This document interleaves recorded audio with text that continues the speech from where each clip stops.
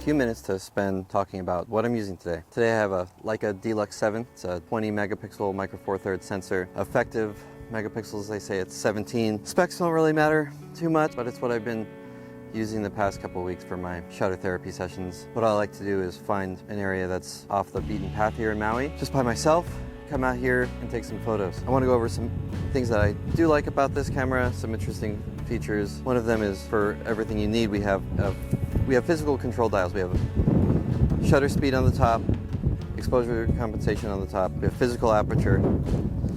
All that stuff's cool. One of these things that's really cool is this aspect ratio switch on the top. It has 4:3, 1:1 for square, 16:9 for cinematic, and 3:2, which is like your standard full frame ratio. What I really like about it is, even though it reduces the megapixels in a crop, you'd be doing that anyway if you're going to crop.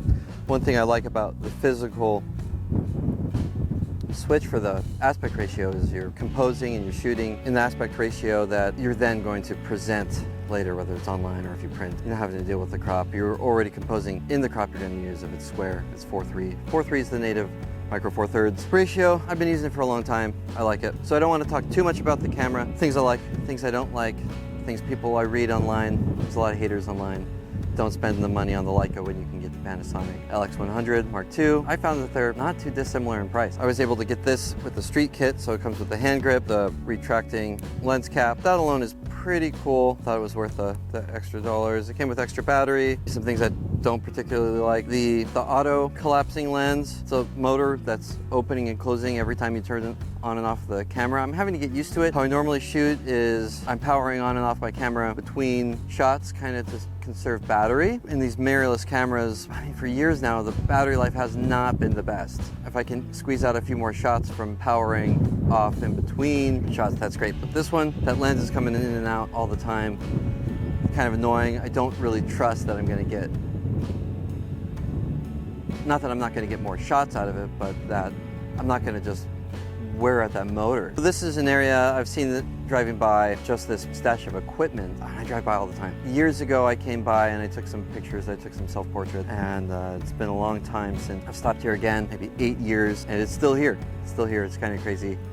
Just the same stash of equipment hasn't moved. I see some tire tracks going through here, so maybe they've been planning on using it for something, which is maybe, and I've seen the gate into the area open a few times. So that's kind of part of the point is I'm gonna go on a walk, I'm gonna take my camera, I'm gonna show you guys final images from this camera, whatever camera I'm using. Picked up some old Digicam on eBay the past couple of weeks. I'm gonna take those out. And instead of just looking at palm trees, ocean, sunset, resorts, pools, we're gonna look at some rust and decay. The story that I've been trying to weave in my photography is almost a post-apocalyptic, apocalypse now, really kind of the mundane in life, things we drive by every day. Don't think twice about it when you're on your commute to work, on your drive to the beach, when you're on your vacation.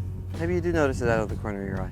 But I'm really wanting to focus on those things, focus on things that are forgotten. Here on Maui, we have those here too. It's not just vacations, it's not just fun, it's not just mimosas on the beach. Day-to-day life here is just can be just as much of a grind if you're not intentional about the way that you're thinking and going about your day-to-day. So for me, part of the therapy to having a camera is walking and noticing those things in my day-to-day life. I tend to shoot between kind of in the worst times of the day, between 10 a.m. and 2 p.m. if I can grab a quick lunch break, take my camera out, notice some textures somewhere. But it makes it for a really challenging, it adds a lot kind of to the look that I'm going for. It's real harsh, but it's not always pretty. Clipping highlights, really dark shadows, compositions that can make it challenging. That's kind of my look and my feel. So it adds to a narrative, the story I'm trying to tell, but it also makes for a difficult shooting experience. So let's do this. I'm gonna take this camera out in this area and share the results with you.